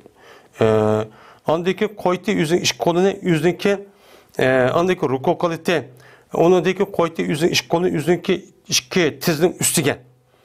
Tizige koydu goya ki bu adam tutkucudur şu iki tüzünü. Şu iki tüzü çin tutkucudur müştak çok kalite. Ya boşum tutup kalmaydı. Çünkü çin tutkan vaxtımızda rukununki üzü rahat kalın oldu. Uçağında ya dümçüp ketmem mi ya müdrap ketmem mi dep umdak oldu ama ruku vaxtımızda tizininki üzü çin tutkan vaxtımızda o hem azamene resmi hareket kirip o ciddi adat karıp andaki rukucu doğru oldu dendi. Ve müştak kıldı. Ve tak kıldı. Mene ve tak kıldı. Yani veter deydi. Veter degen yani Kamalek'ninki neymiş mi? Doğru tarz var mı? Dumbulak mı tarz deydi. Bunu veter deydi. Yani Kamalek yani okuyanınki şu yani tarzda kıldı yüzünki iş konu ne? Anladıkin kılıp pes bir taraf kıldı Peygamber şu iş konu yüzünki iş bekledin. Şu ya da madahla kılmay. Seyd Kavahtınızda aş Kamalek tek benim. Madok benim. Kamalek okşaydı benim. Benim müştak çok kılıttı madak. Kılıttı deydi. Bu erkekler khas. Ve dedi Ebu Said andaki Seyd kıldı. Seyd kılıp anladıkin kalda kıldı ise onunkin imkan kıpırtı yüzünki burnuğa ve yüzünki andikin imkan kıltı yüzün burnu ve peşanesi zemin var. Seyd Kavahtınızda da mene aş makan kıpırtı az zeminli yüzünki beşeveli mene peşanesinden burnuğa şu makan kıpırtı. Yani peşanesinden burnuki uççu zeminga ne kıltı tegitti. Seyd Kavahtınızda bunun uçudan peşan tegimiz çok bulmaydı. Müştak çok kalitli. Ve bir taraf kıldı yüzün iş konu yüzün bekanetin. Ma bekanetin yüzün bir taraf kılma daha çok kalite. Ve koydu yüzün iş alkını yüzün işkin mühürsün ki beraberge. Seyd Kavahtınızda mi ne? Benim müşahit çok müştak çok kalite. Benim yüzün ki iş alkını yüzün işkin mühürsün beraberge kalitiken. İşkin mühürsken. Seyd Kavahtınızda biz madak kıldık dedi ya başka yediskan. Hem de hazır. Seyd Kavahtınızda Seyd madak beş ayağa kırıp benim koduyma mühürsün beraber madak durdu iken. Bu İmam Malik'teki mezheptekiler bu şeydisini tutup bula açtak Seyd konudu. Şu yüz koluma yerde 105'i ağır yedi madak Seyd konuda. Biz şu mandakla kıl çok kalımız. Deydi. Ve ayrı itti. Mene yüzdeki iki yotsundaki ağrısını mene ne kıldı ayrı itti. Mene iki yotsundaki ağrı kosak çaplap kılmaydı. Mene kötemici olan halette yüzdeki kosuğunu yüzün kosuğunu kötemigen halette hiç kadar bir şeyge yüzdeki yotsudan. Yüzdeki yotsuğa hemle kılıp çaplap undak emez. Kosuğa yotsunu çaplapçı undak kılmaydı. Mene hatta ki namazın şu seydini tüketken. Seydini tüketken kosuğa yotsu çaplamay. Aşında madak kavak Şu başka rivayette yani ki paklan ötkidek müştak çok kalite değil. Ondekin olturt. Yani o ikinci rekat tüygendeki ya ikinci rekatte iki sayının o ağırlıktaki nemi olturtaydı. Pes ondaki putini ve aldığını kıldı o putiniki sadrını yüzünün kıblesiga. Mana o putiniki yani ki köksinin mındak qandikin ilaki ma taraf mındak chiqirib qandikin ma kökse ma qibli taraf qaraydi endi. Adam mındak. Mındak çok kalite değil. Qibli taraf qartıldı deydi endi. Ma söngechga mındak chiqib chiqirib o'ltirgandikin ma yani qo'lini putiniki nemisi maya qaraydi ekan. Yani bekerak chiqirdi ekan da endi qaragan chog'da. Va qo'ydi mena yüzünki o'ng olqinni yüzünki mena bu yilaki o'ng tizning ustiga mana aylik o'ltirgan vaqtning o'zida, attayat o'ltirgan vaqtning o'zida o'ng qo'ldagi nimani o'ng putniki shu tizning ustiga qo'yamiz. Tizningki ustiga, yo'tning ustiga bundaq qo'yib olsak bo'lmaydi, tizning ustiga cho'q qo'yamiz. Va yuzdagi sol olqinni yuzdagi sol tizning ustiga cho'q qo'ydi tashahhudga. Va ishorat qildi yuzning barmog'i bilan. Ya'ni ishorat barmog'i bilan shu mundaqlik cho'q qilib qo'ydi. Shu attayat o'qigan vaqtning o'zida shundan ishorat qiladi ekan. Yani ishorat qilishda biznikidek mundaq ishorat qilamdi, ma'ni zohirdan mana mundaqlik qilib qo'ydi ekan. Mundaqlik.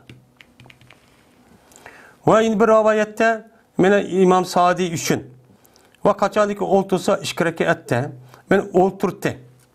Yani ikkinchi rakat tugandan keyin o'ltirdi, yuzniki sol qadaminiki shu qo'sig'igacha o'ltirdi. Sol qadaminiki nemisida shu qo'sig'ida o'ltirdi va tiklaydi, o'ng putini cho'q tiklaydi.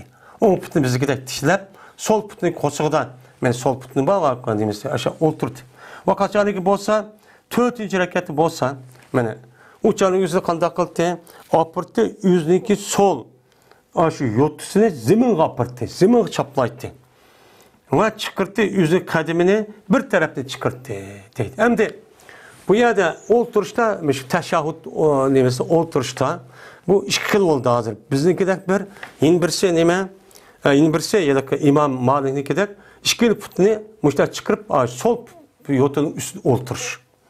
Endi bu o'ltirishda hozir uch xil bo'ladi. Mana ba'zi ulamolar tashahhudli o'ltirsa mushta o'ltir deydi. Yana ba'zilar olimlar ayirib buni 3 rakatlik, 4 rakatlik namoz o'qigan bo'lsa, 2 rakatni o'qib bo'lgandan keyin ma shaklda o'ltirdi deydi.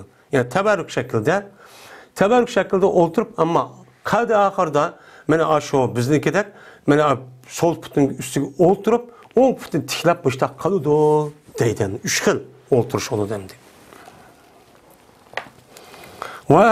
Vail ibn Hucrin radıyallahu ta'ala anhu ennehu ebseren nebiyye sallallahu aleyhi ve selleme hina kâme ile salatin refa'a yedeyi hatta kâneta بحيال منكبيه وحاض إبهاميه أذنيه ثم كبر رواه أبو داود وفي رواية له يرفع إبهاميه إلى شحمة أذنيه Vail ibn Hucr radıyallahu ta'ala rivayet kılın şuna da ki cezmen bu Vail köyde Peygamberimiz sallallahu aleyhi ve sellem'in o bir zamandaki tuğdu namazgan kötedi yüzün iş kolunu hatta ki buldu bu iş kol yüzündeki mühürsündeki beraber oldu hiyal diyen beraber ve beraber kıldı Peygamberim yüzündeki işki barmağını yüzün iş kullukka ma iş barmağını kullukka beraber kıptı bile bazı şu an yani nemede iş kullukka beraber kılışını biliş için bak kulak tek yüzde var şu an kulak tek yüzde hep yok ama şu beraber bolsun diğerlerini okuş için kulak tek yüzde de hep yani Hanefi mezhebindeki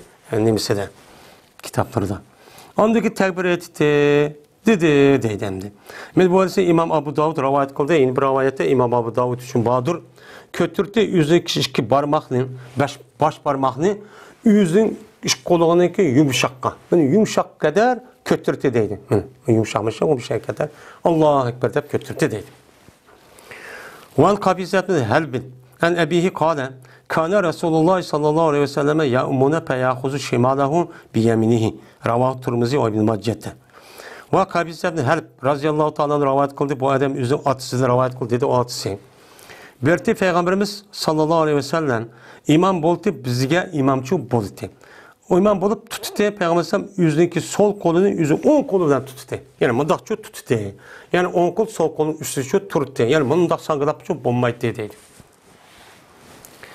وعن رفاعة بن رافع رضي الله تعالى عنه قال جاء رجل فصلى في المسجد ثم جاء فسلم على النبي صلى الله عليه وسلم فقال النبي صلى الله عليه وسلم أعد صلاتك فإنك لم تصلي فقال علمني يا رسول الله كيف أصلي قال إذا توجهت إلى القبلة فكبر ثم قرأ بأم القرآن وما شاء الله أن تقرأ فإذا ركعت فجل راحتيك على ركبتيك ومكن ركوعك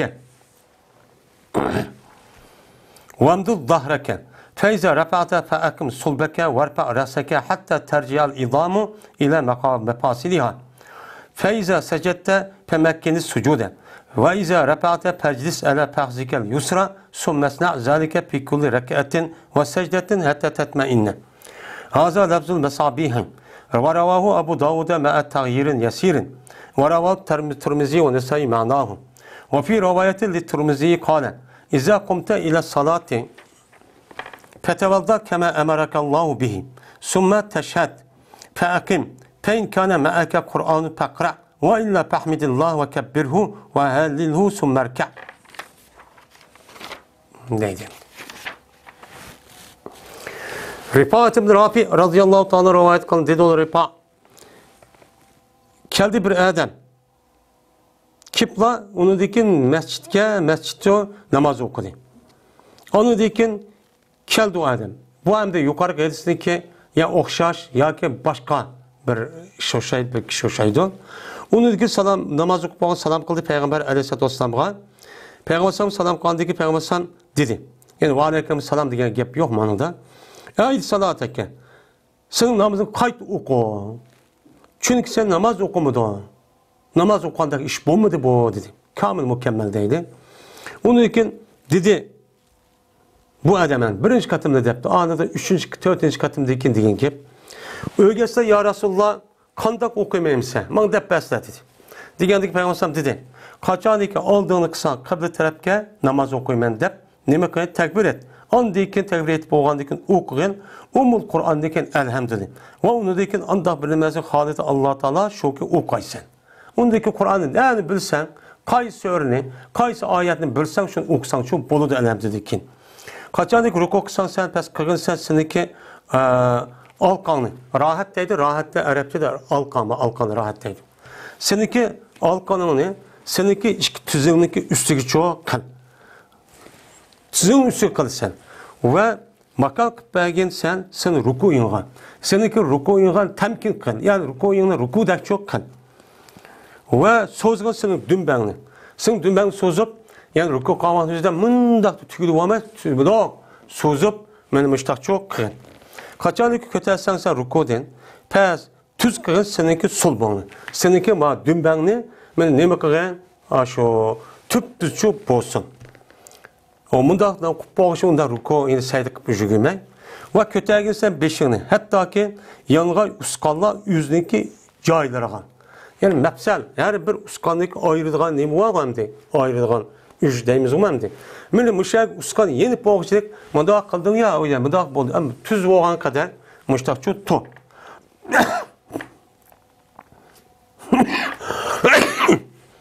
Pes kaçanlık seydi kısan sen, pes temkin kıpbağın sen, seydige. Yani seydi kandak çok kan. Kaçanlık kötüysen pes oltuğun seninki sol yutağının üstü çoğu oltu. Yani ağayan dedik İmam Malik'ninkiden.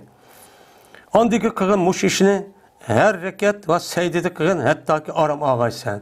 Yani her kadar ruku, seyd ve ayağının üzerinde aldırmay ruku kıl, aldırmay çok seyde kıl, beşli kötüye vakti üzerinde açtak çok kıl. Yani bu mesabihninki lebziz muştak. Yani bu ise İmam Abu Davud rivayet kıldık azra bir özgür şeyden. Ve rivayet kıldı İmam Tirmizi Nesai bu hadisin menisini. Ve aynı bir rivayeti var İmam Tirmizi için dedi İmam Tirmizi, dedi İmam Peygamber Aleyhisselatü Vesselam. Kaçanı ki tuğsan sen namazga. Tuğsan namaz okuyman demek olsan uçağınızı terat al kandaki seni Allah ne kıldı buyurdu. Ayra burgandek işte teratçı al. Ondikin ezan oku, ondikin tekbir oku. Mayada sümme teşhad.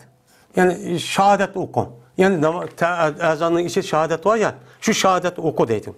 Ondaki nemo akim, tekbir oku. Eğer sen bilen bir Kur'an bolsa Kur'an oku. Mana qiyamda to'g'a vaqtdagi o'zida mana qiraat qilish nima u farz. Qur'onni mutlaq Qur'onning ichidan bir oyat, bir qancha oyat o'qish farz.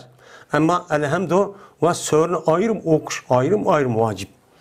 Endi Qur'on bo'lib qolsa deydi endi. Ma yangi o'rgangan odamkan bu, yangi o'rgangan odam uchun agar senda Qur'on o'qib qolsa Qur'on o'qi. Agar Qur'on sen Qur'on bo'lmasa, u sen hozir darhol musulmon bo'lding. Namaz vaqti bo'lib qoldi. Bu qolgan vaqtning o'zida senda Qur'on yo'q. Unda vaqtning o'zida sen Allohga hamd et. Elhamdülillah de ve Allah'u tekbir et, Allahu Ekber de ve tehlil et ki la havle ve la kuvvete illa billah de andaki çoğun ruku ke. Muşluğuna namaz çok buludu dedi. Bu hem de yeniden Müslüman bulup yeniden müştak deydi bizdeki de hidayet tepip şu Kur'an'ınki ayet sörünü yad et boğan kadar mana bu adam okuyduğun namaz şekli çok muşemdi. Bunu şu tepe adamdı.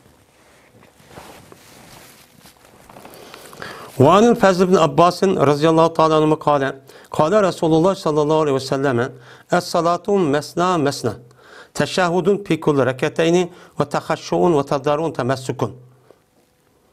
وتمسك ثم تقنع يديك يقول ترفعهما إلى ربك مستقبلا ببطونهما ووجهك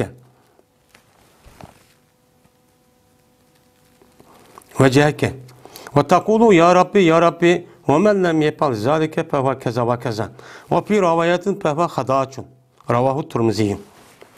Fazl ibn Abbas radıyallahu ta'ala anh'ın rivayet kılındı. Dedi ol Faz ya ki dedi Peygamberimiz sallallahu aleyhi ve sellem namaz yiyen iki rekat oldu. Dedi. Yani nafil namaz. Farz namazınki 2 rekat, 4 rekat, 3 rekat bolğanlığında onun gap yok. Ama nafil namaz kelgan vaqtning o'zidan 2 rekat çok o'qiymiz deydi. Bu başka mezhepninki nemizde bizdeki Hanifi mezhepte 4 rekat sal ubtaraq deydi. Ama 2 rekat o'qimdi, 4 rekat o'qib bir salam beremdi, qandaqsı yüzün iş oldu. Yine teşehhüd badur her 2 rekatda. Mesela 4 rekat o'qing ya 6 rekat bir niyat qilib o'qing, her 2 rekatda bir o'ltirib attahiyat o'qiysiz.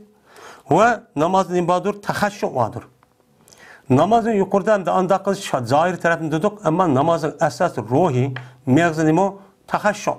Yani resmi Allah'da nima kılış zahir tarafta men o adamninki yüzü kokkanlığını nima kılış bildiriş. Şundak yani oynap bu yüzümüzde beykamen dememez. Tahashshu zahirden. Yani tezerruk ki o adam ruhi taraftan resmi Allah'a iltica kılıp Allah meniş kürvadı diyen haleti şu buluş. Bu tezerruk. Ve temeskun, miskin buluş. O namaz okuduğumda kibirlik adet mi? Onda kibirlik adet şekil cihati bildirip kalgan uşunu kılmay. Namaz okuyanlık Allah'ın aldığı oğanlık bendelikini izah kılıp o adam kandak olduğu miskindek şunda okturur. Onu deyken, mene kandaklıysan onun deyken namaz okup olduğuma şunda kılıp onu deyken andaki sümme. Namaz okup mesela 2 rekat ya ki 4 rekat okumuş işlik boğan deyken onu deyken kötürsen seneki iş kolunu. Deydi ki takna'u diyen. Yani kötürsen şu iş kolunu sen Rabbinge aldırıkan halette yüzündeki iş kolundaki mene koşuğunu yüzündeki yüzünge. Mene ettehiyatını mene salam bir boğan deyken özünü kolunu kötürüp ma koşuğunu senin yüzünü kırıp mene mandak emez. Mene mandak dua kırıp mene muşundak çok kılırsan dedi. Ve deysen ya Rabbi deysen. Onun için namazı okup boğandayken o kolunu muşundak kötürüp Allah Teala tarafke mene yüzü alkını mı yüzün koludu. Mene muşundak çok kötürsen kolunu. Dua kılırsan ya Rabbi deyip uçağınızı kanda duayın olsa şu çan icabet. Ve bir ademi ki kımısa o adam şu işini. Yani o akşam o işini kımap yetezler ya ki bu duanı çok kımıgan olsa uçağınızda bu adam falan up geçsin. Yani bir ayette pes o adam ne mi doğru? Hadajdır. Yani o namaz ninki yüzü o adam kemtiktir. Yani kemtik namaz olup kalır. Aşında tezerru, tehashshu, temeskun muduk durup bunda kımmaptı. Yani kam namaz çok bup kalırdın. Ya ki duanı kımmaptı namaz okup olgandayken bu namazın yüzü kemtik namaz oldu deydemdi. Yani bu hadisi İmam Tirmizi rivayet kıldı. Endi bir hayran qaldığan bir iş. Bizdeki Uyg'urning örf odatiga ne kirib qoldi ekan? Namoz o'qib bo'lgandan keyin turib duo qilmaydigan ish. Bu nereden kirib qoldi bu? Bu hedisi bor meni. Bu hedisi bor. Va shuningdek Peygamber Aleyhisselatü Vesselam'daki namazdan keyin duo qilish to'g'riliq deyilgan ham qilgan 30 dak rivoyat bor ekan. Bunu bu adamni ko'rmamdi. Bu qarab baxsa farzni o'qib bo'lgandan keyin yoki sunnatni farzaki sunnat o'qish kelsa, unda munda sunnat o'qiblar, shukr, masjid olib bekor o'ltirgan. Hatta duo qilsa bid'at deyotgan. Voy bu ma hadis tursa bu nimaga asosan ushta deydi. Mushunda degan adamning ko'pincha jahil, nadan, bilmaydi o. Ya anlab baxmagan, ya o'qimagan. Mana bu hadisi bor ekan. Men bu hadisni İmam Turmizi rivoyat qilibdi. Men bu İmam Turmizi rivoyat qilibdi. Fazl ibn Abbas, mana ibn Abbas, Abdullah ibn Abbasniki aksi inisi ekan. Shu rivoyat qilgan hadis ekan. Men bu hadis men Mishkatli masabida bor bu hadis. Bu duo qilmang namozdan keyin degan nerede bor u? Nerede bor? Meni bor meni mishtaq qilish deydi. El-Fasl Salisun. El Said ibn Haris ibn Mualla Raziyallahu ta'ala anhu qala sallallahu Abu Said al-Khudri raziyallahu ta'ala anhu fajahara bit-takbiri hina rafa'a ra'sahu min as-sujudi wa hina sajada wa hina rafa'a min ar-rak'atayn wa qala hakaza ra'aytu nabiyya sallallahu alayhi ve sellem rawahu al-Bukhari. 3. fasl. Said ibn Haris ibn Mualla raziyallahu ta'ala rivayet qilindi dedi ol Said. Namaz o'qibadi biz uchun Abu Said al-Khudri raziyallahu ta'ala anhu uningdagi takbirni cho ullik o'qidi. Ol bir zamandaki yüzdeki beşini secdede kötüge vaxtın üzüde mene tekbirini ülük okudu. Ve secde vaxtın üzüde ve iki rekatin beşini kötüge vaxtın üzüde Allahu Ekber de tekbirini çok aşkar çok okudu. Ve dedi muşuna oxşaş köydüme Peygamber sallallahu muşunda namaz okudu. Dedi. Yani demek cehri namazken bu. Van ikrimete kâle sallaytu halpe şeyhin bi Mekke'te fekebbere sinten ve aşirin tekbireten. Fekultu li ibn Abbasin innehu ahmakun. Fekale sekeletke ummuke. Sünneti Ebil Qasim sallallahu aleyhi ve selleme revahul Bukhariyyum. İkrimede rivayet kılınıptı. Dedi ol İkrime. Namaz okudum ben Mekke'de bir şeyhinin ağısı için namaz okup kaldım. Yani o şeyh Ebu Hureyre iken. Ebu Hureyre'nin ağısı namaz okup kaldım. Namaz okandaki bu adam 22 kata tekbir etti namaz edeydi. Andaki dedi ben İbn Abbas'kan cezmen bu ahmakka depti. Ahmakka bu 22 katam tekbir ettiğimiz namazda deydi. Degandaki dedi İbn Abbas sekeletke ummuken. Senin apan sen jığlap kessin. Yani apan ölüp kessin. Sen kakşatmış kaldı. Bu hakiki emas adet. Bu mine Ebil Qasim sallallahu aleyhi ve sellem'ninki namaz okuştaki sünnet min muşo deydi. Anda o andaki bu namazdaki mene aşo secdede iki rukuda iki açtaq bolğan vaxtın üzerinde 4 rekatlik namazın üzerinde mene ahir tekbir tehrime onun deyken aşo yelike en ahirki tekbirin etqan vaxtın hemen qoşqan vaxtın zaten 22 oldu. Yani bunu sanab baxmagan şeyde qarağança 4 rekat namaz oqub muşta deb qalğan gepim. Adam oxumasa muşta gepini çıxıb qaldı demdi. Bomsa İkrim radiyallahu ta'ala degan en katta alim bu. Tabiinin içi çıkan İbn Abbas radıyallahu ta'ala'nın en meşhur nemisi o şagirdi. Hem daha şu törekat namazın tekbirini hesaplap alsan 22 kemdi. Van Ali ibn Esali radıyallahu ta'ala Hüseyin radıyallahu ta'ala'nın murselen kâle kana Resulullah sallallahu aleyhi ve sellem yukebbiru fis salati kullama khafalda ve rafa'a felem tezel tilke salatu hatta laqiyallaha ta'ala ravahu Malikun. Ali ibn Hüseyin radıyallahu ta'ala rivayet kılındı mursal olan alette dedi Ali. Berti Peygamberimiz sallallahu aleyhi ve sellem tekbir ettiği namazda her vakittaki pesvasa ve kötesi.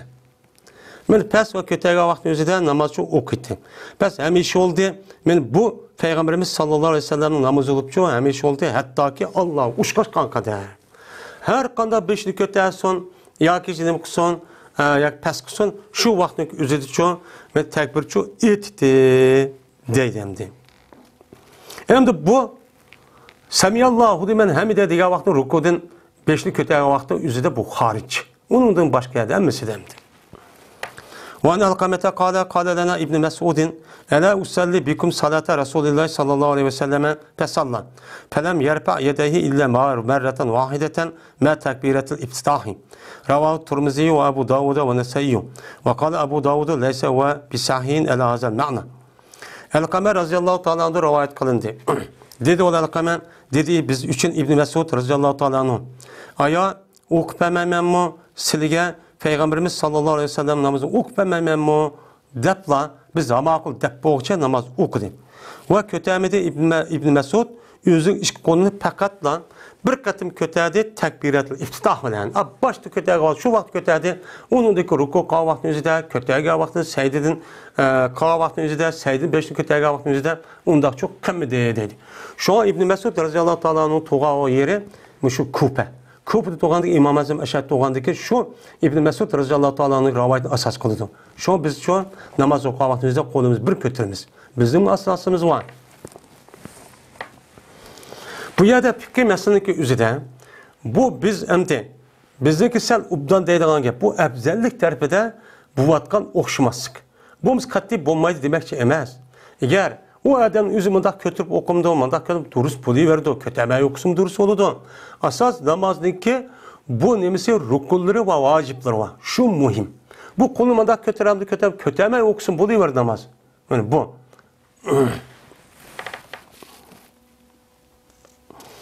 وعن أبي حميد الساعدي رضي الله تعالى عنه قال كان رسول الله صلى الله عليه وسلم إذا قام إلى الصلاة استقبل قبلة ورفع يديه وقال الله أكبر رواه ابن ماجه. Ebi Umeyd Saidi radıyallahu ta'ala rivayet kıldı dedi Ebi Umeyd.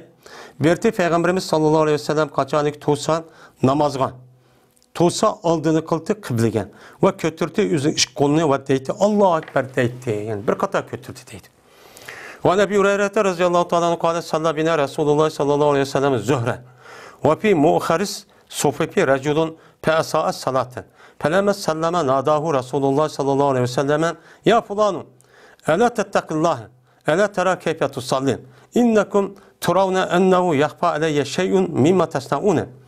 Vallahi inni le ara min halpi kema ara min beyni yedeyye. Min beyne yedi. Ravahu Ahmedu. Ebu Hureyre radıyallahu ta'ala rivayet kılındı. Dedi Ebu Hureyre. Dedi namaz okupadı bizge Peygamberimiz sallallahu aleyhi ve sellem peşini.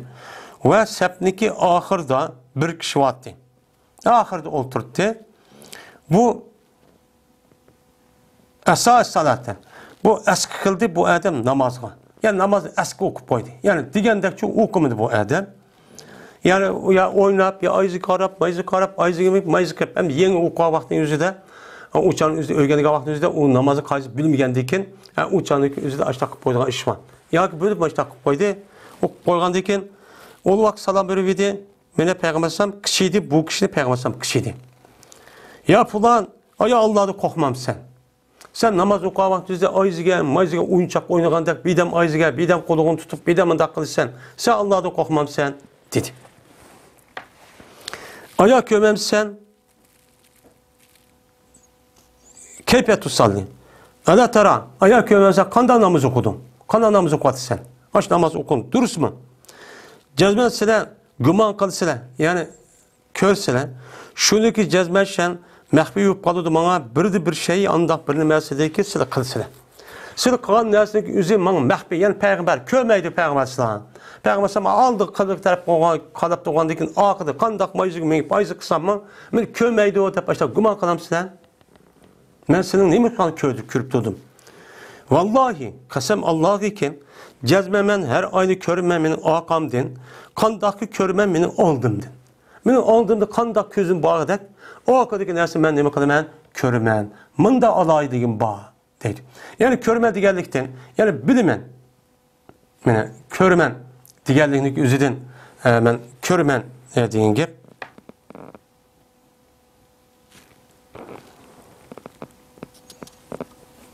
Körmen deyen gep bu körüşün üzü.